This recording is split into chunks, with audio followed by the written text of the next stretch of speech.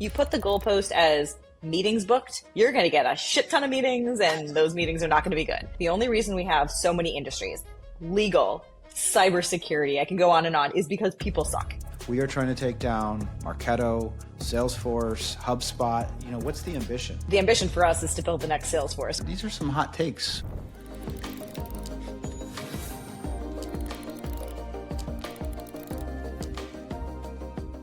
Hey everybody, it's Sam Jacobs, host of Top Line, and today you're going to be hearing a different kind of episode. Over the next couple of weeks, we're going to be rolling out a show that is actually hosted on the Otter AI podcast channel. And it's a show called Revenue Blind Spots that I'm producing in conjunction with Otter, where we're interviewing prominent revenue executives about blind spots that they had in their go-to-market motion and what they did to overcome them. And of course, Otter's a platform that helps you record conversations and manage meeting intelligence. And as a consequence of that, eliminate blind spots, which is why we called it Revenue Blind Spots. So I hope you enjoy. They're going to be short episodes. Today, we're going to be hearing from Elaine Zelby, the co-founder and CRO of an incredible company called Tofu. You'll hear from a bunch of great people over the course of the next couple of weeks, including AJ Bruno and Kiva Kolstein and Asid Zaman. So I hope you listen and I hope you enjoy it. And for now, without further ado, here's episode 1 of Revenue Blind Spots. Hey everybody, it's Sam Jacobs, CEO of Pavilion here, and I'm really excited to welcome you to a new monthly podcast that I'm producing in conjunction with Otter AI. It's called Revenue Blind Spots, and every month we're going to explore the pivotal moments in the careers of top revenue leaders. Our focus is to dive deep into the blind spots that have shaped leadership strategy and growth, uncovering lessons that can help the next generation of revenue executives. And every month we're going to bring on a new executive, and we are kicking off the entire show with a woman that's become a friend of mine. She's a powerhouse, a former venture capitalist, and now the co-founder and CRO of Tofu. I'm talking about Elaine Zelby. And Elaine runs Tofu with her partner, with her co-founder.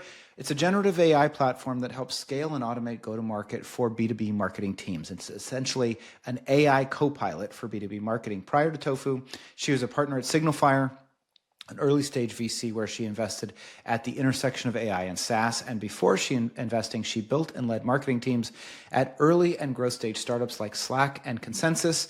Elaine has 2 small humans and spends as much time as she can outdoors, trail running, cycling, hiking, or doing other active endeavors. We love active people here on Revenue Blind Spots. Elaine, welcome to our first ever show. I am very happy to be the very first guest. I feel honored. Thank you, Sam. You should feel honored. We are so excited to have you. So I gave a little bit of the background on Tofu, but it's not really fair to bring on a co-founder of a fast-growing business and not give them an opportunity to tell us what that business does, because somebody out there is listening and needs Tofu as a solution. So in your words, what does Tofu do? What does the company do? When I was on the VC side, I saw 2 things converging at the same time. The first one was I kept talking to revenue leaders, CMOs, CROs, and everyone was telling me the same story. Too many tools. We are tooled out. I want less tools. It was very clear to me we were entering a new bundling phase. We had gone through 10 years plus of this proliferation of SaaS, the unbundling. So I was like, okay, there's going to be a bundling of go-to-market tooling. The second wave I saw kind of hitting at the same time was I actually built my first generative AI product in 2018 called SoundSpot that could turn any blog into a podcast. And I started getting pitched in 2022 around all these kind of wrappers around OpenAI, specifically for marketing and sales. And I was like, this has now gotten good enough. And AI is really good at a few things. This was in 2022. It's good at content creation. It's good at synthesis. It's good at research. A lot of the things that are the building blocks for go-to-market teams. So put our heads together, me and my co-founders, and we're like, what is the big swing here? The big swing is to rebundle the MarTech stack, reduce all of this bloat, make it so it's a single platform where revenue teams can do all of their workflows, create all of their content, execute, and then measure. So we are trying to be the unified platform for today marketing teams to create, execute, and measure campaigns across channels. That can take the form of anything from one-to-one ABM campaigns, which can truly scale now, to lifecycle campaigns such as nurture that's personalized by persona or industry, upsell, cross-sell campaigns, prospecting campaigns, webinar campaigns, truly trying to be both omni-channel, but also touch all the different aspects of a marketing org. I mean, this is really exciting. So first, I just want to double click on one thing. By the way, isn't it funny? Like in 100 years, people were like, what did you mean when you said double click? But anyway, uh, It's true. That's so true. when you say ABM can truly scale now, I'm really interested in what does that mean? Tell us, and I would love to unpack a little bit about the workflow that underpins that statement because I'm sure it's quite exciting. So there's two pieces of this, and I'm glad you asked this question. There's the workflow piece, but there's the mindset shift piece. And that is actually even more fascinating to me because here's the thing. I talk to, call it 5 to 10 revenue leaders a day. And everyone's like, we're starting an ABM program, or we're kicking off our ABM program, or we're scaling our ABM program. But when they get into the nitty gritty, there's still this mentality of we can do a couple key accounts one to one, we do a bunch of them one to few, and then we have some of our one to many buckets. And to me, it's kind of a misnomer if we're using the term account based marketing. That literally should be at the account level. I just never understood the whole concept of one to few and one to many. For Tofu, our product, but also just what generative AI can do today, we can take the same amount of effort that it would take to do one account at one to one and scale that to 1,000 accounts one to one. So there truly is this, you have to get out of this headspace of we can only do it for our top 3 prospects. You can now do it at scale. And the second thing when it comes to the workflow part is it's really about understanding the who. I would say this is the biggest barrier people come in is like, who is your target audience? Is it people that are cold prospects? Have they engaged with you in some way? What is the entire purpose of your ABM machine, ABM program? The second is how do you make this repeatable and scalable? Part of that is understanding what are the channels that your audience lives on. So what are the different places you want to be in front of them? ABM does not just mean display ads. That is one small aspect of it. It also means landing pages, email experiences, decks, one-pagers, thought leadership content. It really should span the entire channel mix. But the first thing is, who are we targeting and why? The second thing is, where do they live in the physical and digital world? Then the third thing is, let's create comprehensive content touching all of those places and make it truly one-to-one. One of the other pieces that comes into play that AI is exceptionally good at is the research piece. So it's not just enough to say, we have some information in our CRM. We want to go now and crawl the entire internet to understand what are all the nuances of this account that we might care about? How do we go and then turn that into pain points they're facing, value propositions we should use, full on messaging? And then the next piece of that is turning it into the content. All this is automated, but those are just the sequential steps that have to happen in executing a scaled program. So correct me if I'm mistaken or misunderstanding, but maybe there's a world where Tofu knows the 1,000 accounts that I want to get into and automatically creates 1,000 different landing pages that are customized to that company, maybe that are even bringing in pain points that are relevant to that company, maybe scraped from like a 10K or 10Q or some kind of publicly available information. So like with the click of a button, Xerox can get a landing page that's totally specific to Pavilion.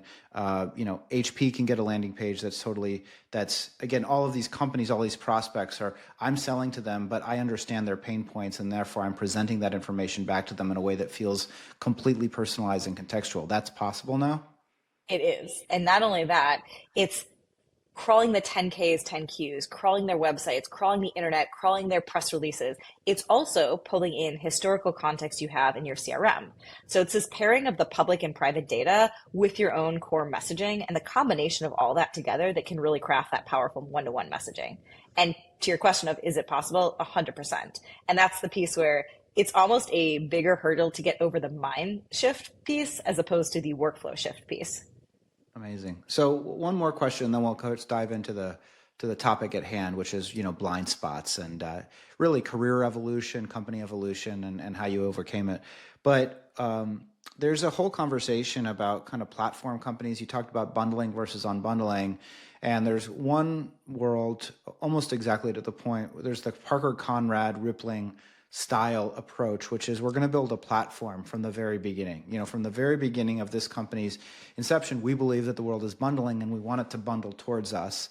And then there's another world, which has sort of been conventional wisdom for the last 10, 15 years, which is, yeah, you do have to start with a point solution because you want to get really, really good at delivering exceptional experiences. And that point solution should be the tip of the spear or the tip of the wedge that you can then use to expand into other use cases, but you kind of take it one step at a time. Are you all, is Tofu firmly in the camp of we're trying to build product as quickly as possible? We are trying to take down, I don't know, Marketo, Salesforce, HubSpot. What's the ambition? We took the rippling approach. We did the platform from day one, and it was a very conscious decision that followed exactly the logic you laid out. It's so much easier to build a wedge point solution and then know where you want to expand from there. Much harder to take the platform approach from day one, especially when we're targeting enterprises. For us, we work with public companies all the way down to growth stage companies. But when you're building for public or large enterprise, there's a lot of nuance that comes with the requirements to serve those customers, especially given the nature of how many people they might have on their marketing team. One of our larger customers has over 120 users, cover all different types of marketing functionality. Now, the ambition for us is to build the next Salesforce for marketing. So build a company that is truly trying to bundle all of that stuff together. I would say even if you look at Marketo, I'll take as an example that's different from HubSpot. Marketo is marketing automation. They send emails. That is the functionality that Marketo serves for people. HubSpot has actually they started as that for SMB. And they have now, I love HubSpot. I just think we use it. I just think it's a fantastic company, but I would like to follow in the path of them. Like they've now gone and built the CRM. They've built they have the landing pages. They do all kinds of functionality. I think they now serve ads. That is a different approach because they have bolted it on, but one that we aspire to replicate. I mean, the degree of difficulty there feels higher, but also if you can do it, especially at the enterprise level, then that itself is a moat, right? Your ability to build product quickly and penetrate organizations, particularly now. I'm wondering if you're seeing this because you've got so many great logos already, that what I'm hearing from CROs is procurement processes have slowed down, not just because of economic volatility, but because everybody's got new legal language and new, red lines around what you're doing with my data if you're using AI in your product and if you're using it to train your models. Are you seeing something similar? Yeah, and it's a little bit of the Wild West in that nobody knows what they should be asking for. And sometimes I feel like I have to play lawyer as a side project because sometimes and this is actually interesting, the size and scale of a company is not indicative of how many red lines we get back, which is weird to me. I would expect it to at least follow in some kind of linear path. So we'll get language that lawyers will try to throw in there that if they understood at all how this stuff actually works, there's no way we can possibly agree to it. And then sometimes people clearly get it and they're baking in language that has some understanding of how these underlying models work and are trying to protect both sides. And I think that's the right approach. I'm excited to hopefully have some more standardized language. Yeah. There's the DPA concept, which I think most people are trying to move towards, although we get asked for that very infrequently, which is interesting. But I will say, feels like people are trying to protect themselves in ways that they don't understand yet. And it's annoying. There are two parts of my job that I don't love. One is invoices, chasing down invoices, man. I did not know how long I would spend doing that. The second thing, and everyone's on a different cadence and different payment schedule and everything. The second thing is all the legal stuff. Just the amount of little, do we really need to change that one word? Is that really that important? Apparently it is. It is not fun. And you realize that the reason these contracts are like this is because one time this thing happened to one company and therefore it became part of, the dogma. So I always use this phrase. I'm like, the only reason we have so many industries, legal, cybersecurity, I can go on and on, is because people suck. That is the only reason the entire industry exists. If people didn't suck, we would not need all this. We would not need security. We would not need lawyers. I agree with you 100%. All right, so actually one last thing so that we can contextualize Tofu, and then I want to dive into this blind spot. But where are you in your journey? So, nothing confidential, but I do believe that you just announced a Series A or recently. So let's celebrate that. How much money have you raised? Who are your investors? Where are you on your growth trajectory? Well, thank you for that. We did. So we just celebrated our 2-year anniversary of incorporation. So we're 2 years old as a company. We've been in market selling for about a year and a quarter. We'll call it that. We raised a Series A. We raised a $5 million seed a year ago, and then we just closed a Series A, a $12 million Series A. Have amazing investors and partners. We have Index Ventures, Signal Fire, HubSpot Ventures, Stage 2, Liquid 2, Correlation, a bunch of other great names there. So we feel very lucky to have some awesome partners. That's awesome. Congratulations. Okay, so let's dive into the subject at hand. This is the prompt. You are an AI yourself, Elaine. So the prompt I'm typing is think of a time in your career when you had a significant blind spot in your approach to revenue leadership, go to market strategy, or operational execution. Those three things mean basically anything. What was the Yes. blind spot? Let's talk about it. Oh man, I have so many of these. So I'll start with the first one, which I think is the most important, and we can dig into a few others. The first one is incentives matter more than anything else. And that's a broad statement, but I can get very particular about this. I'll Please. give you one, I'll give you many examples. First example, when I first joined an early stage startup out of college, I was a biomechanical engineer. I was so far not on the track of going into go to market or revenue at all. I just started figuring things out. Companies selling to 55-year-old CIOs, like that was our target audience. I started building out the SDR team. No idea what I was doing. I learned so quickly how wherever you put the goalpost in terms of compensation, that is the results you will get. You put the goalpost as meetings booked, you're going to get a shit ton of meetings, and those meetings are not going to be good, right? If you start to play with how you create incentives, where you draw the line for how people achieve those incentives, you will 100% shift behavior. And I think what that means is as a revenue leader, you have to think 2 steps ahead. And you have to think through the butterfly effect of it. What is the implications of this? Okay, what is the implications of that? That's where you need to think. It's not just 1 step ahead, it's actually 2. And I think if you can do that and then work backwards, that is how you can align incentives well.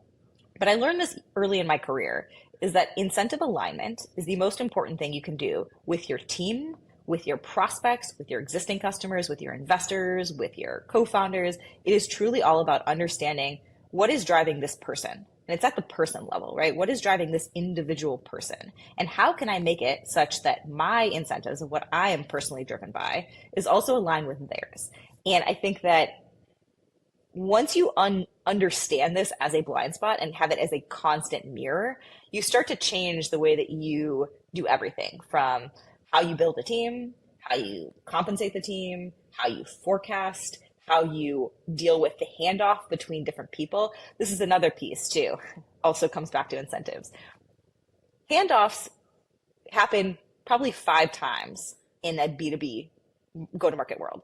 You have a prospect who is being touched by marketing in all kinds of ways. You typically are going to have some kind of SDR function, BDR function, qualification function. You then have a handoff to sales. You then have a handoff to customer success, which might be like more of an onboarding or implementation. And then you have an account manager. That is a lot of different people who are all involved in the revenue function.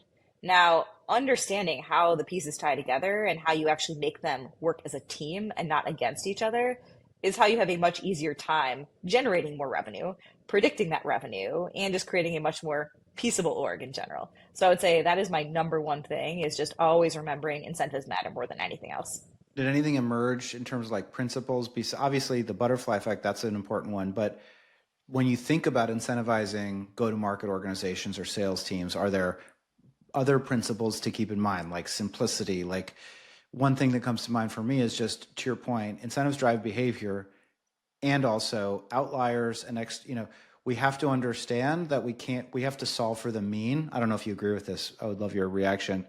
But we have to solve for the mean, not for the outlier, in the sense that, oh, this person broke the comp plan or this person did this thing. But we have to look at the aggregate behavior and understand we're never going to perfect it. And in my experience, simplicity is still a more powerful lever than trying to incorporate every possible iteration and incentive to driving a specific outcome. But I don't know if anything emerged from that over your time leading and running revenue teams. I think people overcomplicate stuff all the time. Simplicity, absolutely. Also, even from a like right now, real situation, we're scaling up our team quite a bit. And I am a firm believer that all marketing, sales, and CS should be comped variably. It's boggled my mind how we've comped sales variably forever, but marketing and CS typically is just base salary. They are still driving revenue. They're still very much touching customers and should be compensated accordingly, in my opinion. So everyone at Tofu that is on that side of the house is comped variably. Now, where you put those stakes matter a lot, but you can overcomplicate it to the nth degree. For example, if we wanted to comp our SDR team on second meeting, which is what we're doing. First meeting, cool, it might not be that qualified. If they get to a second meeting, we know that it's actually qualified. Now, marketing is going to also be in the mix too and touching those leads. Like, how are we going to parse out who was responsible for what? I'm not overcomplicating it. It's quite simple. And so for me, it's like, if you had a hand in this that is visible that we can track, we are going to track an attribute. We're not going to go back and retroactively do all this kind of stuff. Like, that also is not the right incentive, meaning if you want to get comped on that, make sure you have a way to attribute it. So that is putting in all the right tracking parameters, making sure you're updating the CRM if it's not getting updated. So I agree in simplicity generally. I also agree in trying to be as comprehensive as possible, if that makes sense. Meaning, I want to make sure that we're trying to analyze the big picture, break it down into bite-sized things that are attainable, but also measurable, and then figure out how do we create a system that I don't have to keep tweaking every month. That's the other thing that I also see revenue leaders do all the time is they're constantly tweaking their system. Everyone's constantly redoing their lead scoring, redoing their attribution models, redoing their whatever the benchmark for compensation is. And I think that's another huge trap that people fall in, is constantly thinking they need to optimize it, when to your point, oftentimes doing something that's simple but feels fair is the best point of action. I mean, these are some hot takes, actually. So I got marketing should lots. be. I love it. I love it. That's why you're a great podcast guest. So marketing should be comped variably, and to the point you said, if I'm hearing you correctly, hey, it's not first touch, last touch. It's any touch attribution we're looking at. Like if you touched it, we're going to attribute that revenue to your goal, Mhm. whatever your KPI is. Does that uh, do you worry that you're double counting, over counting, that you don't have clear signal? If you're thinking about, and this, by the way, this is for every company, but especially true for Pavilion, right? We're highly word of mouth driven. At the same time, we run ads and we run different kinds of demand gen campaigns, and we go to trade shows. And the reality, which is the reality of all like attribution conversation, is that everybody's quote unquote touched multiple times in multiple different ways, and that's how humans make these decisions and make their determinations. So the consequence of that potentially could be like either over indexing on a specific channel of growth and saying like, hey, this was really performant because any touch, and therefore we want to spend $100 more or $1 million more on that channel. Do you worry about that attribution question, or not really? Not really. And the way I think about attribution in general is I work backwards. So I work backwards from what are the goals that I'm trying to achieve. So let's say it's a revenue goal. I can say, okay, here's our ACV. Here's our revenue goal. That means we need X number of customers to hit the revenue goal. Okay, let me go and look backwards in the funnel. So for us, we have 6 stages of our funnel. And the two that matter the most is what I call like the evaluating stage. So that's post second meeting where it's like a true opportunity. And then the one right before it where it's that like second meeting. So those are the two where it's like we're creating real opportunities. I also can see the fall off from demos created through all of these different stages. So I know what we need to hit to do that. Now, I don't care if I'm giving multiple people the same, compensation incentives, as long as I know that, hey, for every person that we're hiring, here's how much revenue we're going to generate, because that's the company goals, and we're hitting them. I would rather have a team that feels supported, that feels like they have the freedom to go and do a bunch of stuff. Now, you brought up one other piece, which I think is also important, is you could be running all kinds of campaigns, which means you're touching everyone. Now, are all those a good use of time and money? Probably not. So is there a way to also create the incentives where you're actually measuring those pieces too and making sure that people are also aligned on that? So from a marketing perspective, maybe it's not 100% on just like, did you have any touch point whatsoever? It's actually also figuring out, okay, what was the cost per demo, and are we making sure that we're keeping it under a certain amount? Now, what that might mean is, hey, we're actually doing ads, and ads can touch everybody, but our ads are really expensive. So we're not getting below that mark for cost per demo. Now I have to go and reconfigure my channel mix a little bit. And so I think that there's ways to do it, which also hopefully don't feel overcomplicated. But I'd rather have people feel like they're not having sharp elbows against their team Yeah. or constantly fighting for a lead. I just don't like that dynamic.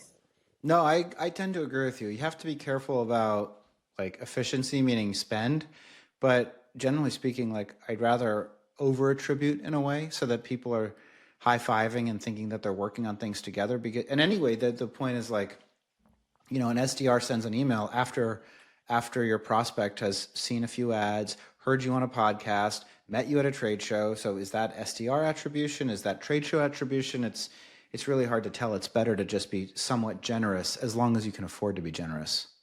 Here's my yes, I have another hot take, but also a comment on that. It's not even that afford to be generous. It's put the benchmarks at a place where it actually financially makes sense. So you always can be generous.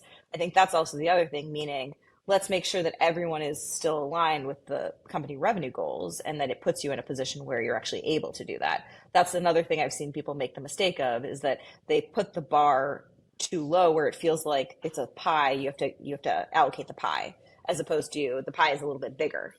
And Right. again, you're kind of pushing people in that direction. Other hot take. Oh wait, where'd it go? I'll think of it. I had another hot take for you. I'm sure you I'll do. think of it. I'll think of it in a second.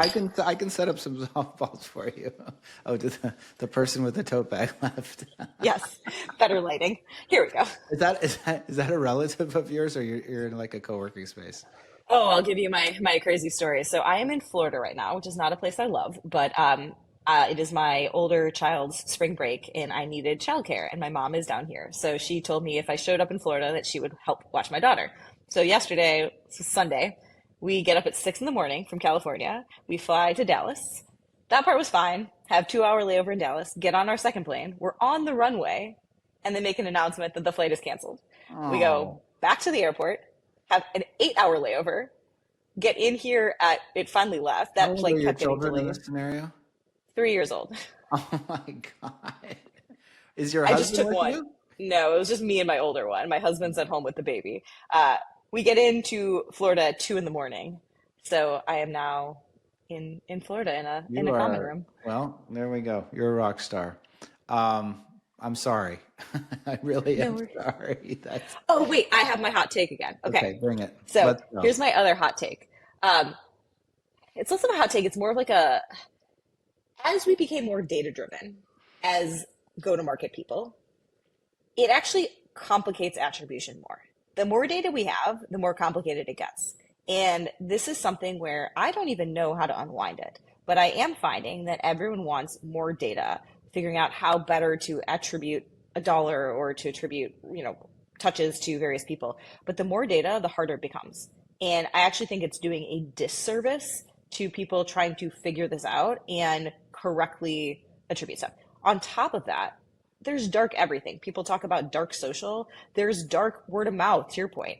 I'm sure 50 plus percent, maybe 80 plus percent of all your stuff is word of mouth. Like that's so hard to figure out. I'm sure maybe they listened to your podcast. Maybe they follow you on LinkedIn. They've probably never interacted with your stuff before, but that's where they heard about it. There's dark web searches. So I think that there's also so much dark data where now we collect all this data for data's sake. There's so much stuff that we actually have no data to fully put our hands around. And now we're trying to make sense of that. And I don't know if it makes sense to do that. I think sometimes you have to a little bit go with gut and intuition paired with the data that makes sense. I mean, I think that that's where it all comes out. Like my experience in marketing specifically, because I find sales just so much more discrete and binary. It's so much more understandable. And marketing is really getting inside the human mind and figuring out like how do people make decisions and why. And my experience is that they make decisions for a lot of different reasons, and you have you can't circumvent logic and like common sense. Like you come to a website and people are going to want to know more about your product, and if you don't share that information, you just put up a lead form, it's not going to convert very well, and there's no science behind that. It's like, well, who would want to buy something that they don't know anything about? So my point is long-winded, which is I agree with you that there has to be a healthy amount of intuition and empathy, because everything cannot be distilled down to like a small number, especially when it comes to attribution, especially when it comes to, well, what was the last thing that happened that made you finally make the decision to buy tofu? And it's like, well, it's a preponderance of a million things over the course of the last 6 to 9 months. So at any rate, 100% agree. last question before we get some influences, we get some books that you want us to read. You mentioned that you listen to podcasts. Did you say at 3 times speed? Yes. Hence why I also talk super fast. I'm trying to do my best to slow it down. You literally listen at 3x speed. I literally listen at 3x speed. You're insane. Okay, so That before is we true get also. there, before we get there, one last question, operational. Biggest surprise, you were in product and marketing actually before you went to Signal Fire. You were then a VC for a while. Now you're back as an operator. What's the biggest surprise? Like, what's the biggest thing that caught you off guard back in the operator seat? I like this question. Like, what did you not have a full enough appreciation for as a VC? The thing that I did not have, we'll also say not just operator, but founder. I think there's a difference between just being an operator and being an actual founder of a company. There's so many little things that it takes to run a company that nobody sees. I mean, I was mentioning before, like invoices, dealing with invoices is so much time and effort that I never expected to have to do. Literally, it's not even just creating them, it's that every single one of our customers is on a different cadence and a different schedule. And, people want to get paid here or there, credit card or bill.com or whatever. That part, or like HR, the little things, like I have to deal with our office space. Those things, it's just things like that are required to run a company. And so I think that I did not have enough appreciation for that kind of stuff. Um, the one thing that I'm really excited about that I would say not necessarily caught me off guard because I wrote about this in my newsletter 4 years ago, but I am now seeing this be the true year where B2B influencer marketing takes off, which I knew was coming. It just kind of, I wasn't sure when. And I feel like I saw the signal last year, like that ship is sailing. So that one is kind of like a fun one. And I'm excited to also take advantage of that. Well, and this podcast is sponsored by Otter, so you are There you actually go. participating in B2B This influencer is true. marketing. Happy to be service, Otter. Indeed, it's very meta. All right, before we go, a couple things to learn a little bit about you and just to pay it forward. What are the ideas? It could be a mentor, it could be a famous CEO, it could be a book you've read, a podcast, a movie. But there are ideas, there are memes that are matriculating and floating through the atmosphere that have planted a seed in your mind that we should know about. So when I phrase it in that way, which is a little bit, I don't know, whatever, what comes to mind? Like, what are some ideas that are interesting to you? What are some books that you think we should read? Give us some ideas. Well, I talked about the whole butterfly effect thing before. One of my favorite books that I actually read twice just because it was that fascinating is a book, How We Got to Now. And they go through 7 massive butterfly effects, starting with the invention, the discovery of glass, and all of the different things that led to, the creation of ice, and all of the new industries that unlocked. It's just for people that like that kind of stuff, it pairs history with a way of thinking to really wrap your head around what are the implications. To me, it's always about what are the implications of things that are happening now, 3 clicks down the road. So I really like that one. That was a more recent one that I just thought was amazing. I listen to a ton of podcasts, and for me, it's just a way of consuming a ton of information and trying to balance that information out across all my different social diet. One hack I have for people is if you ever wanted to read a book that's a mostly nonfiction book, but every time the authors are publishing their book, they go on a little podcast tour. If you don't want to read the whole thing, you can literally just go and listen to them on a podcast and you're going to get all of the meat in 30 minutes. Yeah, but they're going to give you the best. Like they're going to give you the top 10 things from that. That's one of my life hacks. And All then right. So what's your favorite podcast you're listening to right now, or what's a great podcast? a great one that's underappreciated is called Throughline. It's in the NPR family, but their entire thing is going back in time to understand the present. And they go really deep in one story that's very topical right now. It could be cultural, it could be political, it could be something like that, but it's extremely topical today. But they go and explain through time how we got there and give you a lot of the historical context, which I think is very cool. That one is great. I'm trying to think if there's any other ones. Oh, another one for marketing folks, sales and marketing folks, Under the Influence. It's a Canadian podcast and it's all about brand marketing. And it is amazing. They go through all kinds of stuff from like the history of jingles and why jingles stick in our head to one of the more recent ones that was so fun is this type of brand marketing where you actually go, they called it hugging the cactus. So it's all the haters, whenever you get a lot of haters, like how do you actually go and like embrace them so much that it wins you brand affinity? This is a fantastic podcast. I love that. That's awesome. Okay, good. So under the influence, we've also got Throughline and then the Stephen Johnson book, which is How We Got to Now, one of the great sort of like popular science, popular writers.